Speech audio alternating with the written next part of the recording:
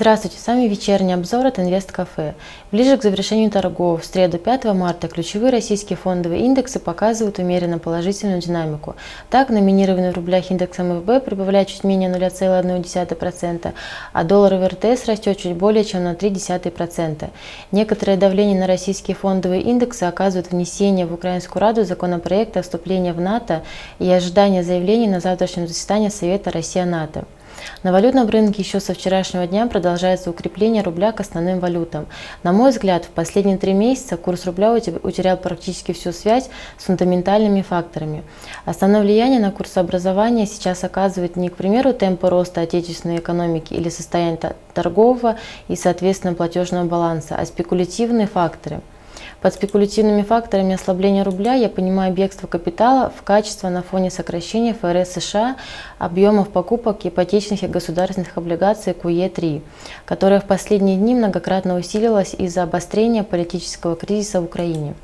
Появление каких-либо новостей именно по данным вопросам способно сильно повлиять на курс рубля, как в сторону дальнейшего ослабления, так и укрепления. Котировки нефти марки Brent снижаются более чем на 0,6% до $108.17 за баррель. Цена на золото снижается на 0,13% до $1336 за тройскую унцию. Большинство ликвидных акций на российском рынке прибавляет в цене. Ключевые европейские фондовые индексы демонстрируют умеренно негативную динамику, снижаясь в пределах от 0,1 до 0,4%. Фьючерсы на американские фондовые индексы демонстрируют практически нулевую динамику. Сегодня уже после закрытия торгов в России будет опубликован блок макростатистики по региону. Так, в 19:00 выйдут данные по индексу экономических условий ICM в непроизводственной сфере за февраль. Ожидается, что показатель составит 53,5 пунктов против 54 пунктов за предыдущий год.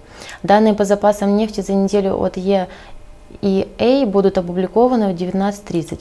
Ожидается, что они составят 1,333 миллиона баррелей против 0,68 миллионов баррелей за предыдущий период. На открытии торгов я ожидаю около нулевой динамики основных фондовых индексов. Учитывая неопределенность ситуации в Крыму и дешевеющую нефть, я ожидаю, что торги на московской бирже сегодня завершатся близко к нулевой отметке.